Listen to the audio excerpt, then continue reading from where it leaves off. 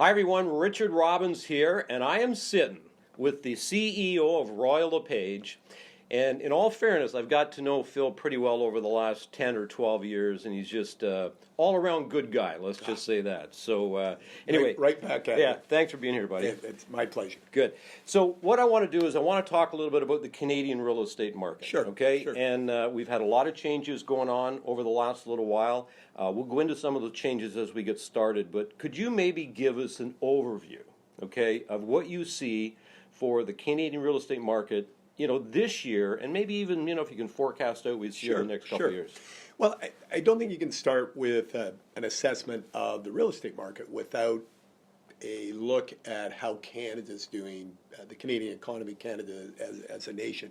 And we're doing very, very well. Our place in the world, well, we've ascended. We're if you look at our big cities, they're ranked as the most livable cities in the world. The country itself, in the last U.S. News and World Report, Wharton Business School ranking of countries worldwide, was number 2. Wow. The second most overall livable country in the world, and that's economics and security, safety, environment, ability to earn a living. It's an amazing place to live, and of course, we've been growing as a nation. Do you know our unemployment rate today is lower than any time during our careers? Wow. It's at a 42-year low. Yeah. And of course, if people are working, they are in our market. They're Right. looking at housing.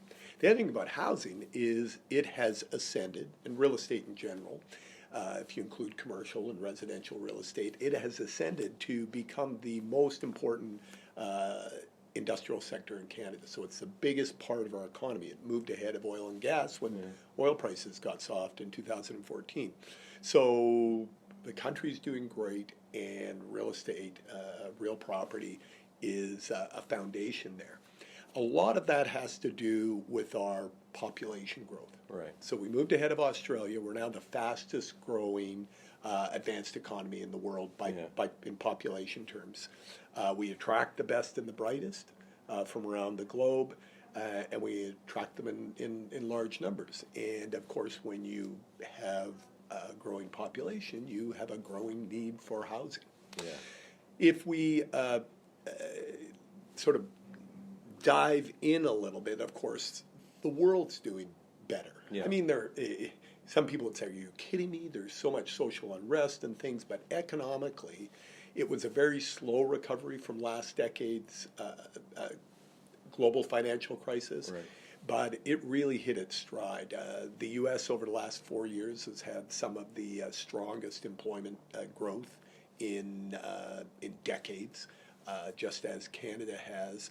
And Europe's doing great. We're seeing strength out of Asia, and just overall, the world's in a good place economically right now. Right. There are big clouds on the horizon. The biggest one that concerns us here in Canada, of course, is protectionism, driven by populist policies, not just in Washington, but in some other countries around the world.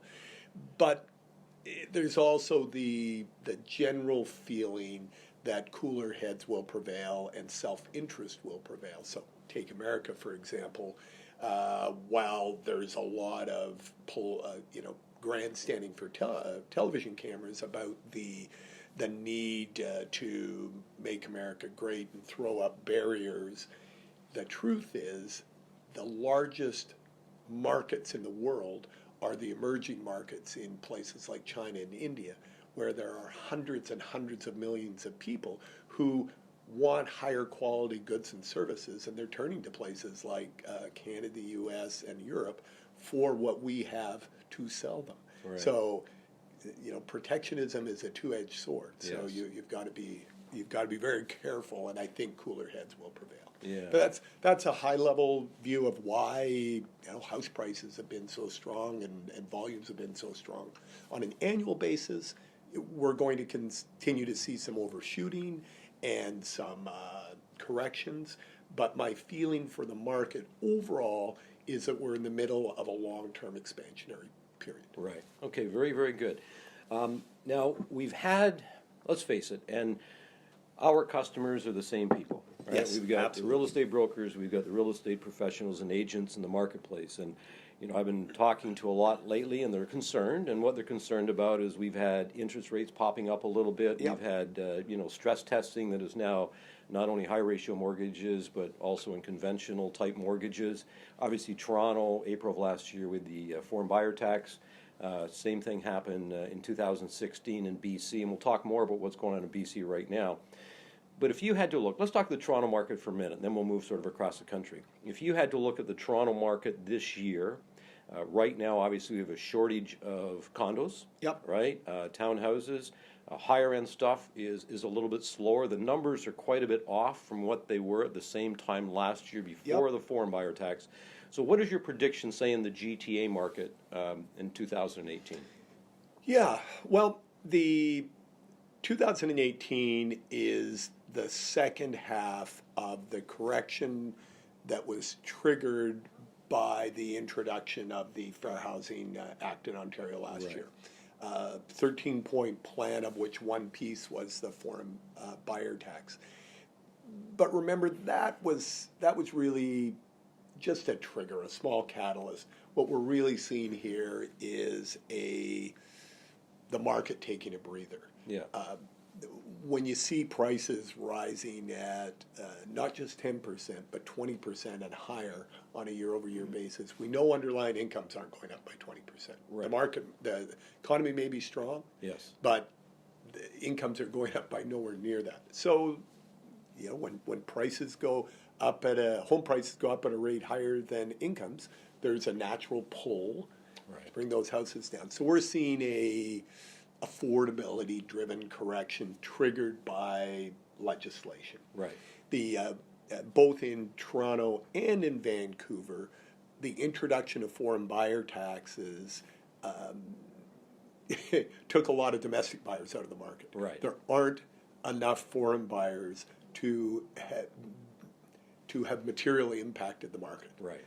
It's somewhere in the low single digits when you look at a market as big as the GTA or the Golden Horseshoe.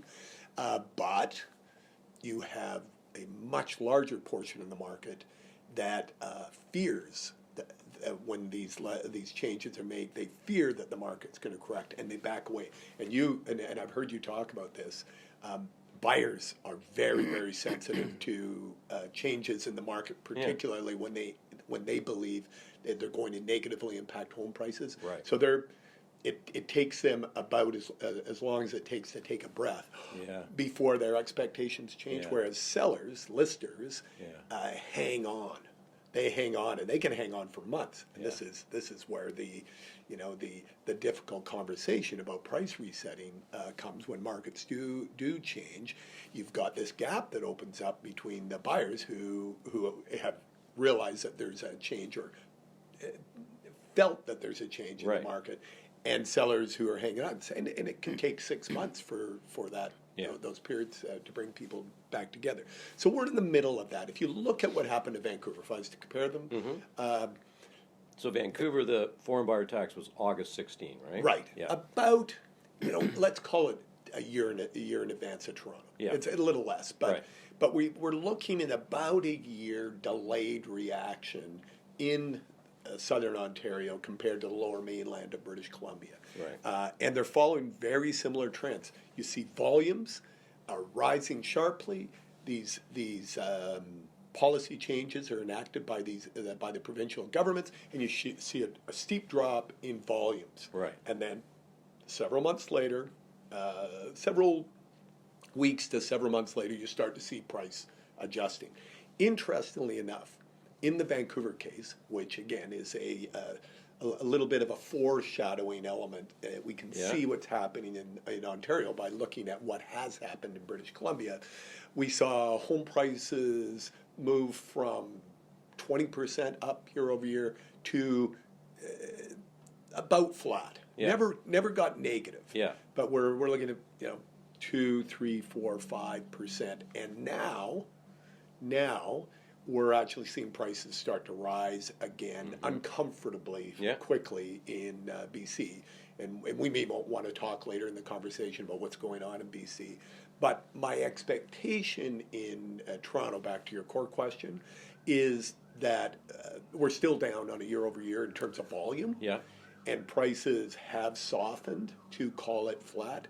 My expectation is that will work its way through the market, potentially as early as the spring market of 2018, and we'll start to see some price inflation creep back into the market. That's my expectation. Of course, in this topsy-turvy world of ours, a NAFTA intervention, a change in monetary policy in Japan or Europe can throw forecasting for a loop. Sure. But in general, I think mortgage rate, interest rate rises will be muted this year, whereas we expect them to be strong. The volatility we've seen in the markets will probably pull those out of the market, and we may see one, but we won't see 3 or 4 of those quarter point, 25 basis point rises. So interest rate increases are probably off the table, and people will be cautious. The Bank of Canada be cautious, federal government be cautious, and I believe, and this is a guess, that the provincial government in Ontario will resist further intervention, because remember, the Fair Housing Act hasn't even had a full cycle to roll through the market. The OSFI stress test regulations are, as we talk here in early 2018, have only had a few weeks impact on the market. So you don't, prudent managers don't throw new measures at their system until they see if the measures they just implemented have the intended effect. What an effect they have, right. Very good.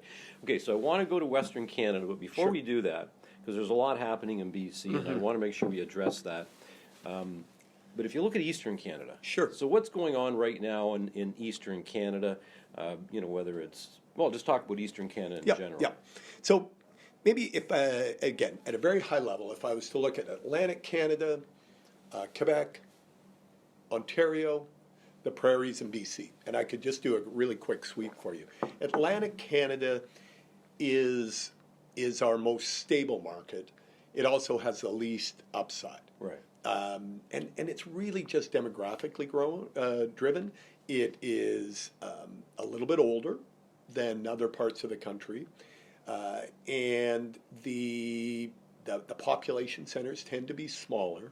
So it's quite stable. Halifax is actually having a mini economic boom, and home prices are quite healthy there. St. John's in Newfoundland, on the other hand, is still it's the last place in Canada that's in recession. It had a great run though. If you look at the decade before 2014, St. John's was the large city in Canada with the highest price appreciation on a sustained basis. So it's giving some of that back. Things are fine. I've been there a couple of times. We've opened a couple of new offices over the last year. We're very optimistic about the future in Newfoundland, but right now things are they're still working through the oil problems. The rest of Atlantic Canada, stable, but again, demographically, they don't have the population growth we see in some parts of the country. Quebec, the best it's been in half a century. I called recently in a TV interview, Montreal, the best deal on the planet for a world-class city. If you look at the prices, they're half what they are in Toronto. It's the first time in a generation that we see, across the board, really positive economic indicators.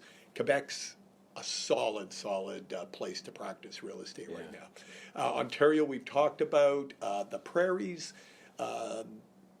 if you look at Winnipeg and Ottawa, they're Goldilocks markets. Not too hot, not too cold, and that hasn't changed. So you didn't see the incredible run-up you saw in Toronto or Vancouver, but you also don't see the downside. So very stable, multifaceted economies and housing markets. Alberta, Saskatchewan suffered from the end of 14 through, into 16.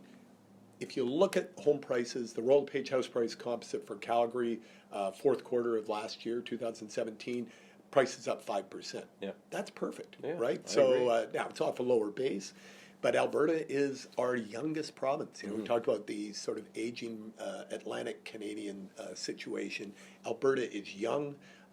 It's got a lot of educated people on a per capita basis, highest number of people with post-secondary educations and such. There's a lot of potential there, and there is the prospect of some big ticket projects in the energy sector kicking things into gear. So I'm not worried at all about Alberta. Yeah. British Columbia, it's our strongest economy. Yeah. It's been stronger even than Ontario for a few years now.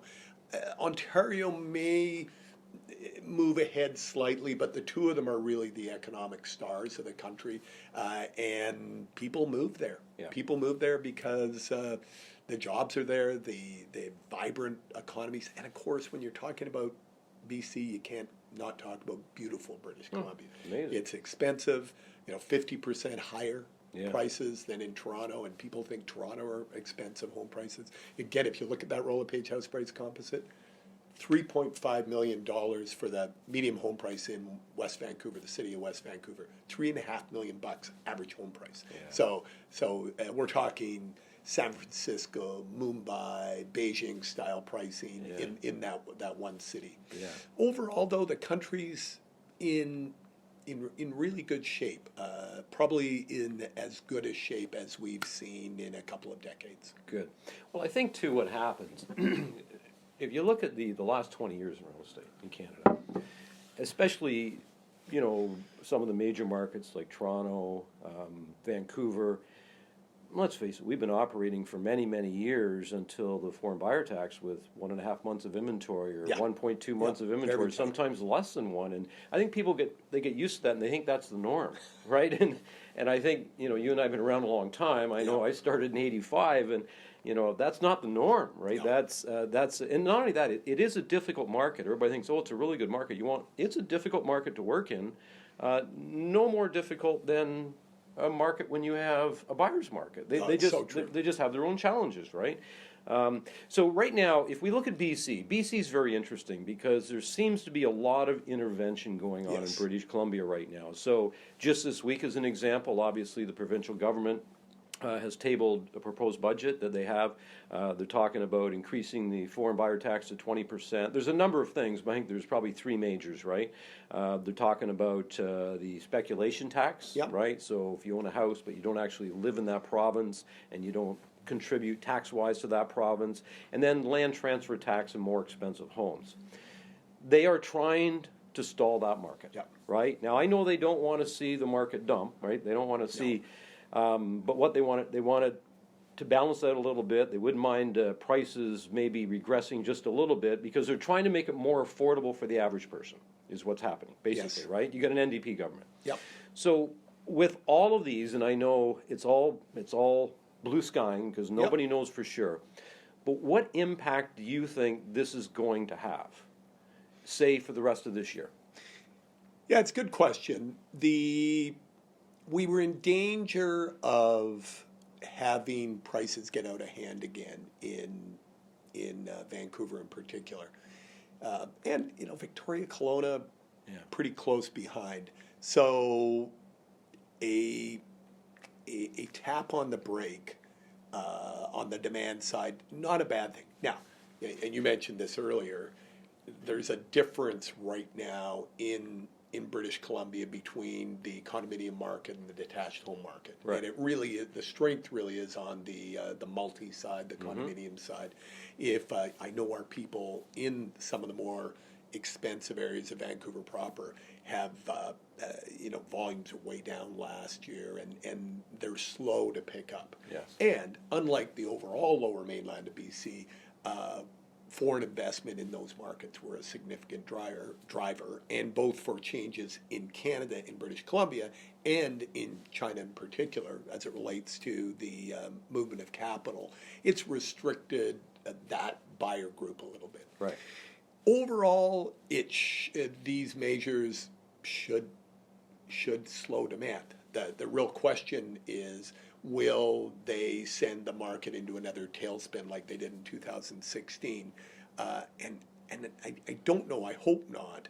There's the potential for a lot of volatility in BC right now. It's a minority government, and people are divided. On one hand, it's easy to look at scapegoatism, right, and say, okay, it's the Chinese in offshore money that has made it impossible for my kids not to buy a home, which is a completely unreasonable statement. The reason that it's so difficult to find affordable homes in Vancouver is because so many people want to live there. It's domestic demand overall that's driving the market there. And it's hard to create supply because of the land. Right? Exactly. You've got the ocean, you've got the rivers, you've got the mountains, you've got a lot of protected agricultural land in the Lower Mainland. It's beautiful for a reason. But one thing, just if I can segue just really briefly, the Fraser Institute, which is similar to the C.D. Howe Institute in Toronto, but based in Vancouver, released a really interesting study in the fall of 2017 that didn't get a lot of press. But it talked about the density of our big cities. And they compared, they did a great comparison, which really hit home to me, and they compared Barcelona, Spain, to Vancouver, British Columbia. They're about the same population. Have you ever been to Barcelona? No, I haven't. So it's a beautiful seafront city and relatively low rise. You don't have the towering high rises you'd see in Toronto, or even in Vancouver. Yet its density is about 3 times as great. And I can tell you, having walked the tree-lined boulevards and spent some time there over the years, it's a beautiful city. No one would ever, in their first description of Barcelona, say it's crowded and uncomfortable. They'd say it's gorgeous. So in Toronto, in Vancouver, and in our other cities, but those are the 2 that we really worry about, we've got a lot of room to intensify our use of limited land resources. So people say there isn't enough land. You know, the green belt is ruining the real estate market in Toronto. It's just not true. What we need to make better use of our limited resources, our municipal resources. Our cities are taxed, are strained in terms of the amount that they can tax their citizens. And the revenues they have versus the costs they've been. It costs so much to service new sprawling suburban communities. You know, in terms of new sewers, new police, new fire, new schools. If we can increase density in Canada, in particular 2 biggest cities, we can impact affordability, and we can provide housing that will be expensive, but it will be in reach of young people who are starting out their careers. And I believe Vancouver will be at the leading edge of that trend. I agree. No, I totally agree with that. Now, the other thing that I'd like to discuss, because I've been doing these market updates every month, and a lot of people have been watching them. I'm very thankful for that. And I thought, finally, I need to get somebody that really knows what they're talking about, okay? So that's why you're here, buddy, okay? Thank you, Rich. Thank you. The other thing that's happening, the Real Estate Council in BC, there's also some changes coming down, the pike there as well. And I think the big one, there's many, obviously, this property flipping and all that. Like, there's some crazy things that were going on out there, and which isn't good for anybody. The one that interests me the most, based on the fact that I'm in the coaching business of real estate sales professionals, is this whole double ending thing, right? Because let's face it, real estate professionals for a long time have liked to double end properties. They get both ends of the deal. Sometimes the consumer gets a better fee, if that happens. But again, if you look at in all fairness, you can't have the fiduciary duty to 2 people. You probably wouldn't use the same lawyer for a transaction. Why would you use the same real estate agent? And I've been on both sides of this a little bit, because it is one of those you can debate both sides fairly well. And at the end of the day, it's always best if we're protecting consumers. That's got to be the number one thing that we're all trying to achieve. Like, forget me, somebody trying to make more money as a real estate agent. The number one thing we all got to look at is we got to make sure the consumers are protected. So, first of all, maybe you can describe a little bit about what's going on, because I've been fielding a lot of inquiries about this. And also, what is your take on it? Where do you think this is going to go? Because if this happens in BC, this could move right across Canada. So we've got to, as Canadians, take a hard look at this, because this could become our future.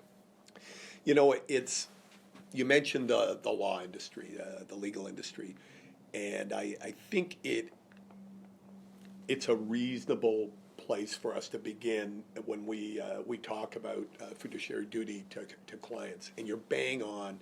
If we look after clients' interests first, our industry will be prosperous for years to come. Yes. We have, and I know, talking to your clients, they are full-time professionals that are investing in their continual education and upgrading of their skills. So they're not the audience that I'm directing this next comment to, but we've got too many untrained, low-quality service providers in our industry, and people operating on the fringes. Yeah. And we haven't had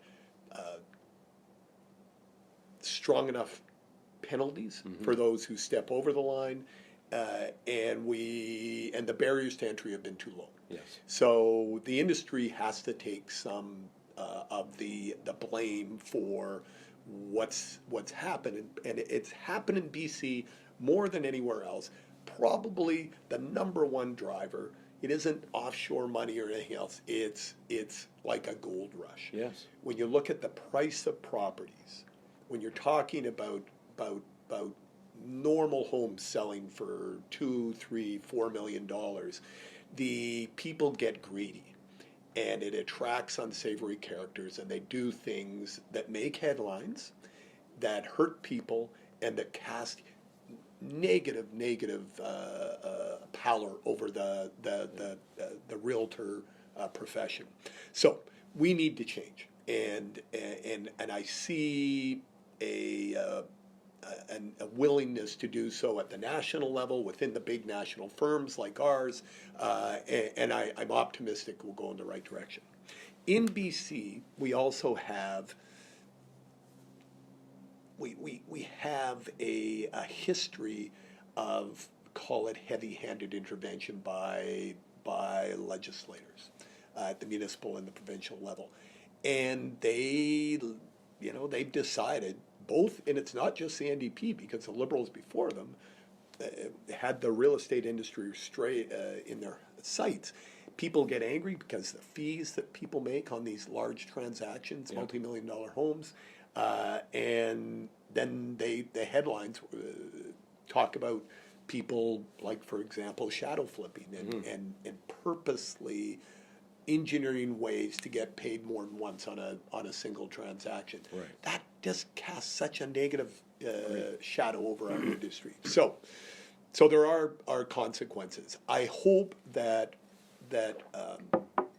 in the end there'll be some, to loop back to the legal metaphor, there'll be some reasonability enter into the conversation. In general, consumers should have their own representation. That should be the go-forward position. In exceptional cases, with the full disclosure and consent of the clients involved, a real estate team or a real estate practitioner should be allowed to represent both parties, but that should be the exception.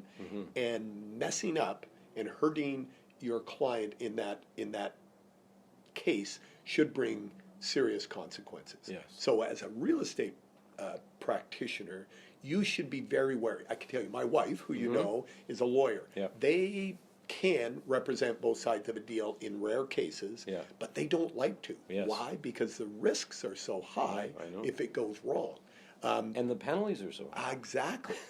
So our industry needs to learn something from this and realize that in the end, both parties to a large commercial transaction with so much at stake for the consumers should have unbiased representation. Now, where we successfully lobbied the government of Ontario to take a moderate approach was in exceptional cases. The sale of farmland, for example, often is a managed process where a single realtor acts as essentially the project manager. The same in commercial industrial real estate. Sometimes in rural markets, we may have a single practitioner in the area.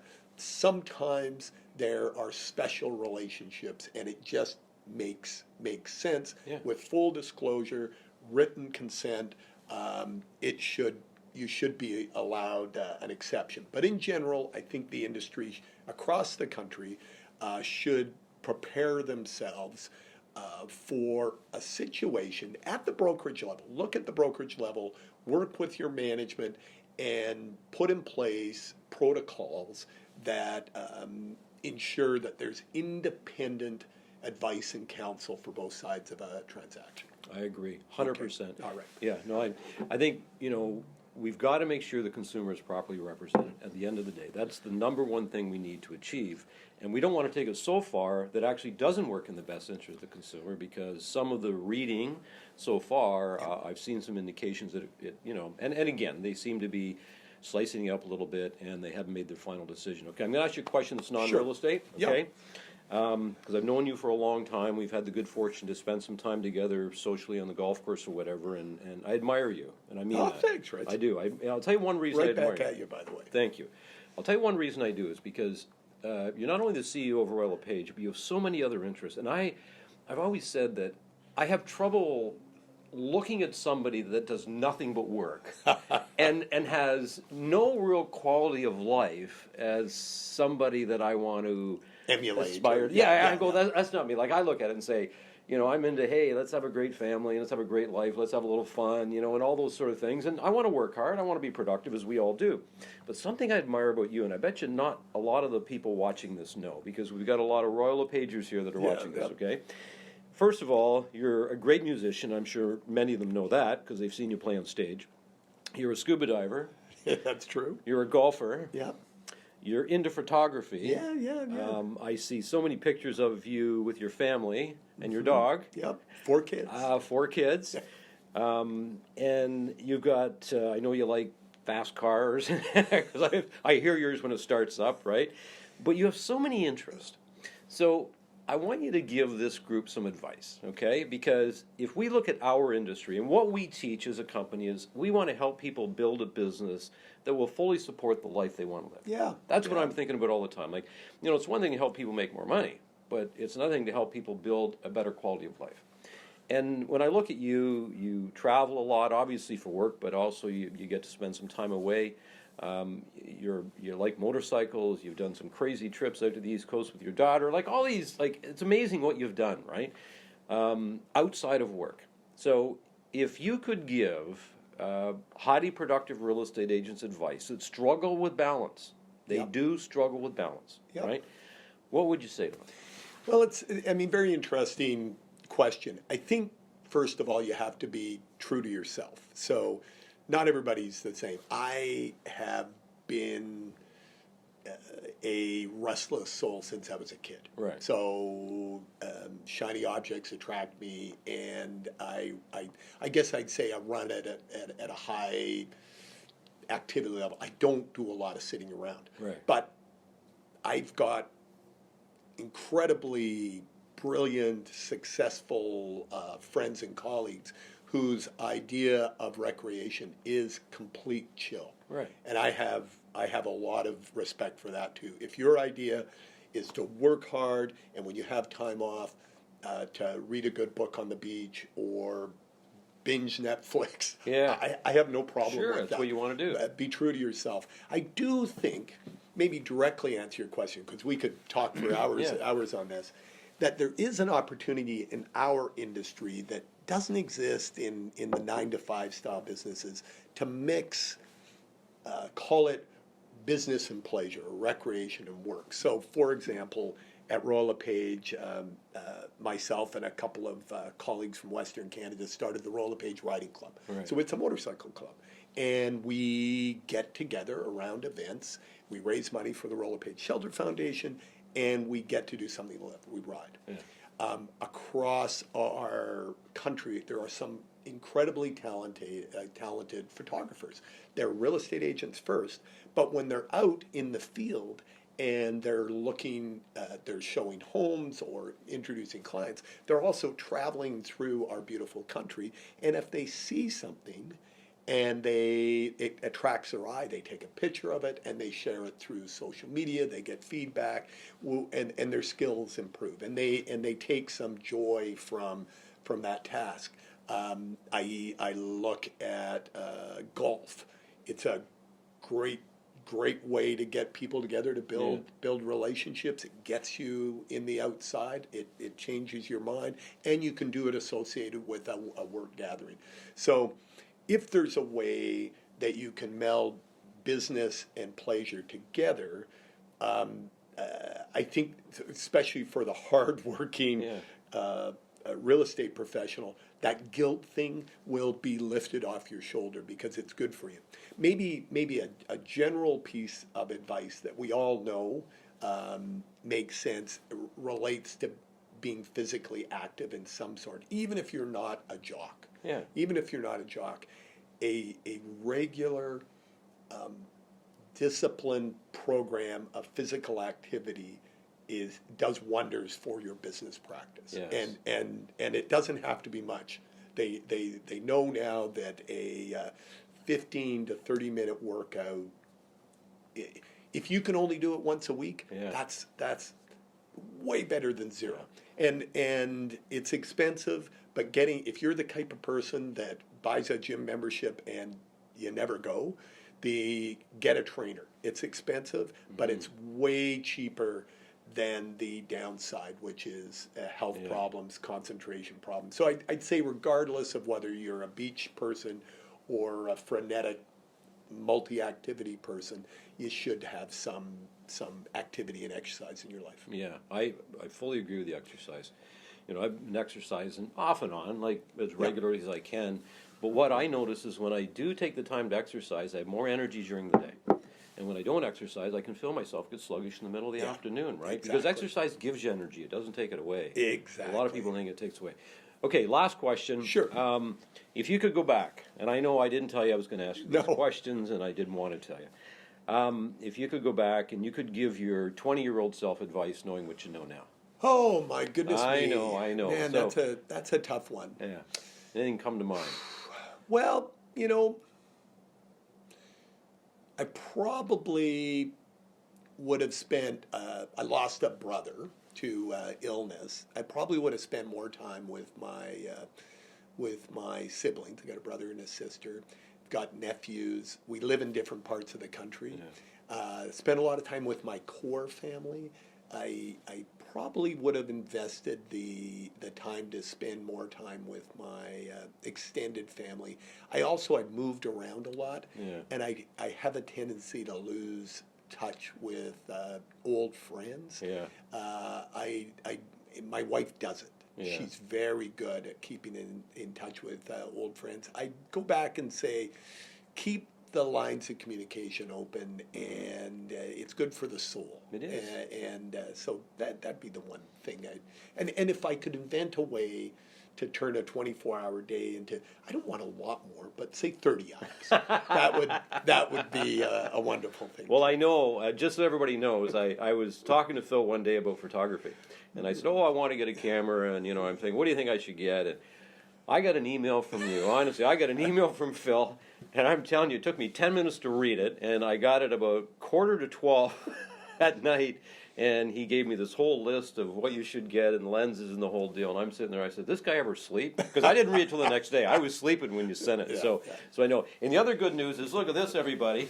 Hey, I'm in Phil's office. Look, I walk in Phil's office. We're setting up. We got some lights set up. And look what he's got sitting on his shelf. Yeah, that's true. Hey, I've always said this is the best book I've ever written.